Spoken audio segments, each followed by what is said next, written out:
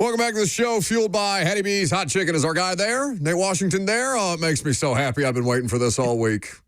At NWash85. How we living, my guy? Man, I'm living the best way I can right now after Sunday, but you know how it goes. Do I know how it goes, please? At this point, Nate, I would like to just generally open the floor for you to give your thoughts about the state of the organization that you played a good chunk of your career for, because there are many, many things that we can drill down on specifically, but you have to have thoughts about the way that this thing is being handled top to bottom, no? Of course. First and foremost, I think it's important for me to establish, I am in great appreciation for the Adams family, their organization, what they've been able to do through my personal life, the city of Nashville, to bring football there and those things. But, you have to question, do they have a clear and decisive approach about the end goal, which is the Lombardi? I don't think that they do. I was fortunate enough to play for multiple organizations and, playing for the Pittsburgh Steelers, even coming from Tiffin University, walking in that organization, you knew what the expectation was. It was going to be a physical blue-collar football team that was willing to get their hands dirty by any means to win a football game. That was the expectation. That was the culture. And I think, in that you have guys that come into the Steelers organization with the understanding that regardless of talent, you're going to work your tail off here and do the right things on the field to give us an opportunity to win. That's always been the expectation and the culture there.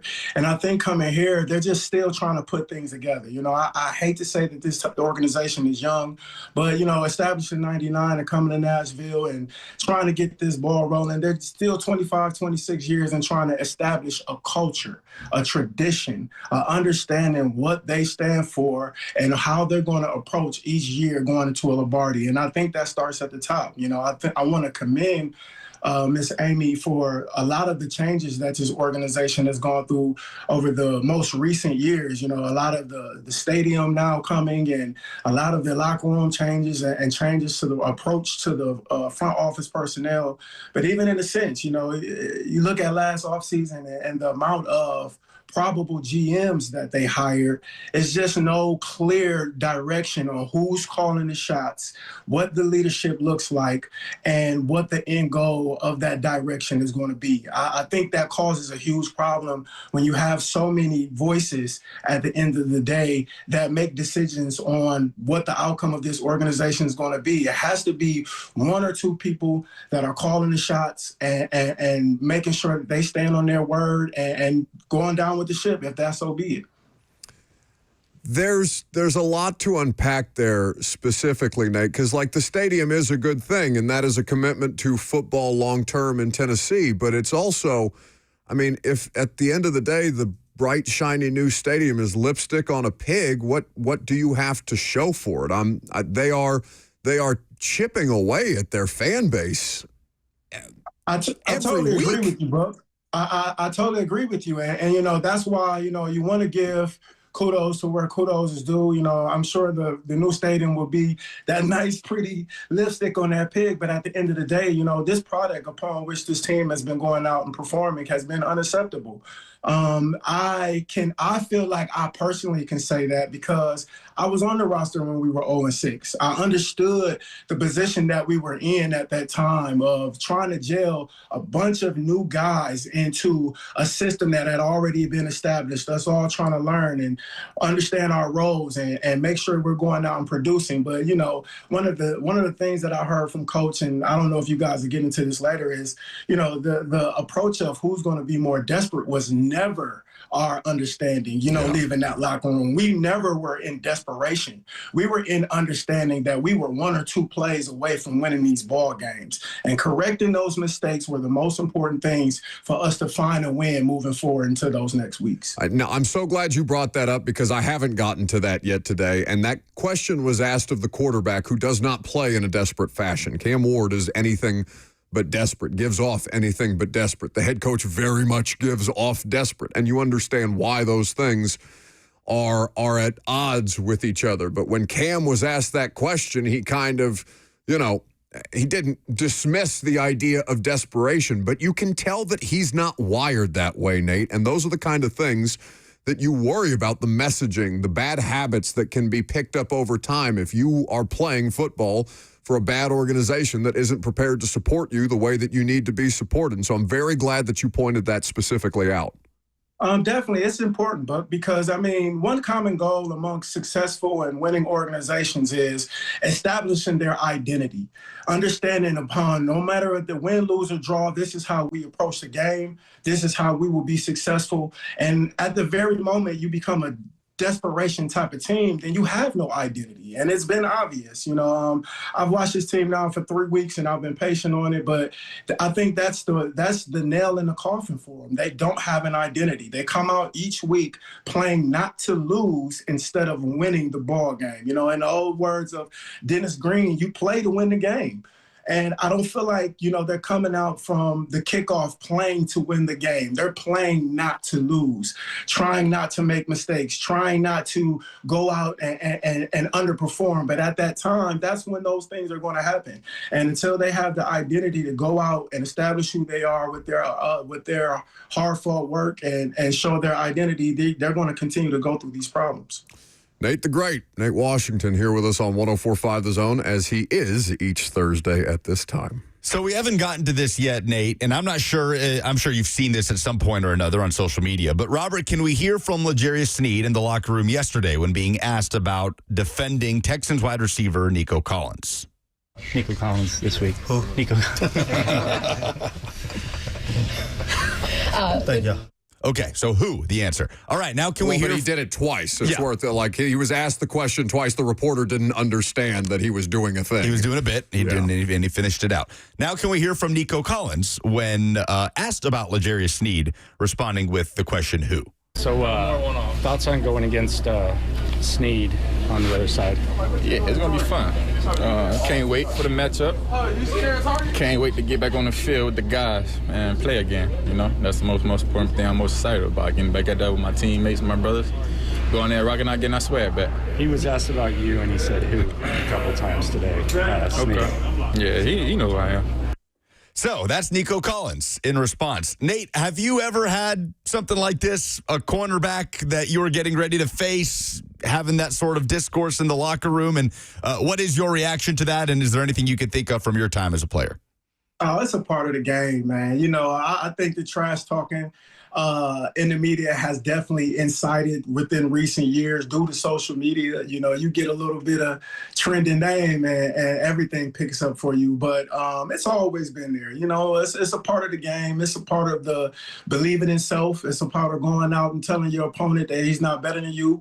It's no different for boxers. It's his press conference leading up to the fight in a lot of ways. So, I would expect this. At the end of the day, though, the game has to be played, So I hope those words come from Sneed with his actions on the field Sunday, though they're going to be much needed. Yeah, it's a say less, do more type of situation if you're a Titans player. But, the Texans are in a bad situation too, Nate. Like, this is a team that was picked to win the division, that was expected to compete at the top of the conference with the Chiefs and the Ravens and the Bills of the world, even if they are lesser than those teams that we just named.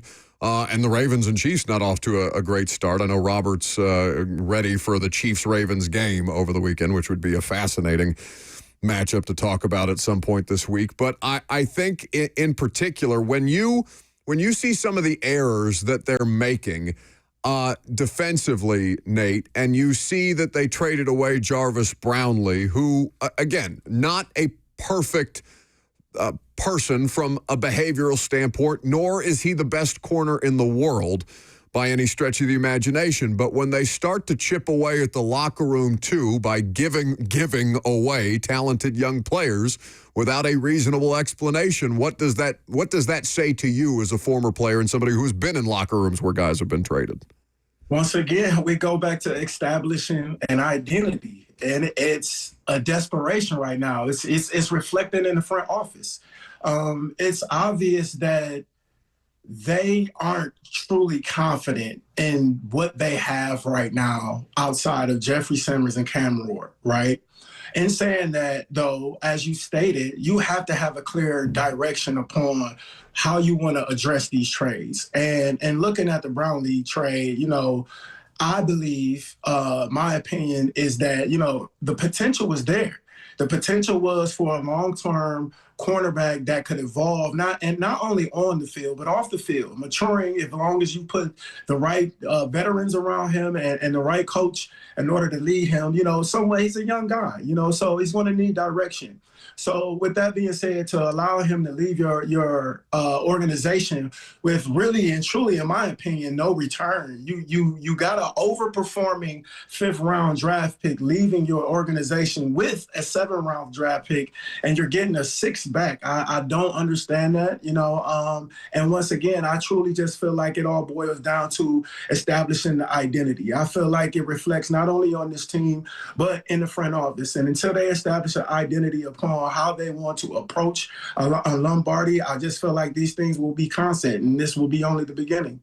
When you visited with us last week, you were, I thought, very diplomatic in your criticism of Calvin Ridley, but the summary was that a reality check was needed for a veteran whose leadership is being, whose leadership is desperately needed and whose production is desperately needed. Somebody who wears a captaincy on his chest on game days. He did not, again, perform up to expectation. He's only credited with 1 drop in this past game, Nate, but there were opportunities for him to make a play like a $92 million wide receiver. And I hate to reduce things for guys in their performance just to the amount of money that they make. I don't think that's a fair way to do the analysis, but we are 3 weeks in, and we are still waiting for Calvin Ridley to have a meaningful impact in a game beyond a few catches halfway through the second quarter that don't end up mattering down the stretch because he's not there to make a play at the end. I went and looked at the film again. I even kudos to the other reporters and those that are posting clips on Twitter, because regardless if they're posting the correct caption or not, it gives me the ability to see some things that I may not have seen before. And, the number one thing that I come to a conclusion with this situation is this: I see a lack of confidence. His confidence is truly wavered. The plays that I've seen are not only drops, but in a lot of times he's fading away from the ball. And when you have guys fading away from the ball, that means, not having the confidence to attack it.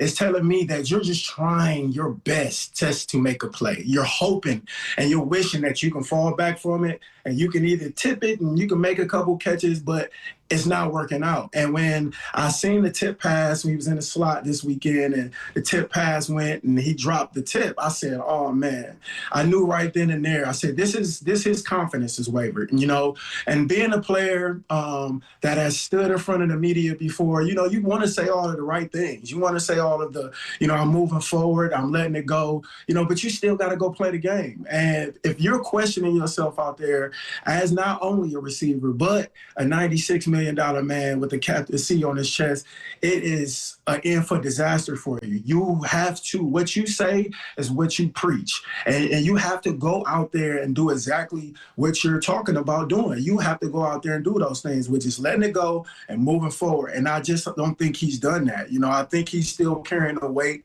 of possibly being in this position before. He hasn't been in this position before in his career. And I can reflect on 2009 when I left Pittsburgh and came to the Titans after signing a big deal and being in Indianapolis. And I remember running a post route, and man, I was wide open by myself. Nobody within maybe 10 yards of myself. And that ball went right through my hands. Whoosh, right? And I heard the crowd in the uproar, and they were laughing and those things. And I remember after the game, we flew back home, and I got off the plane, and I was going to my car, and I was almost ready to cry. And Jeff Fisher came up to me and said, Nate, listen, I see you have been carrying a lot of weight.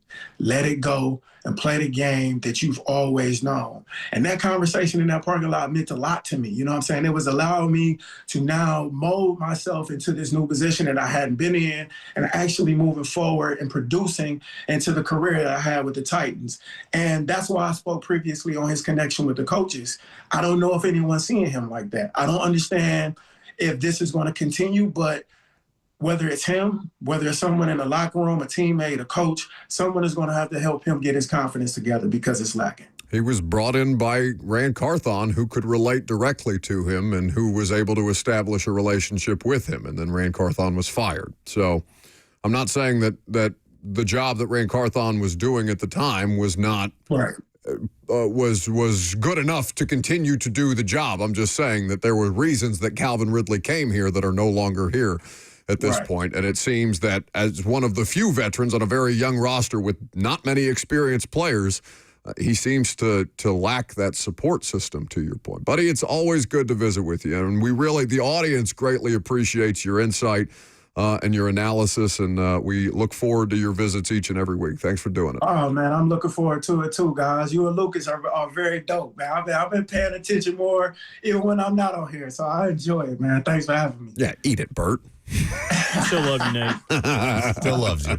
That's Nate Washington with us on 104.5 The Zone. Last call for phone calls if you got them. I'm Buck Rising. It's 104.5 The Zone.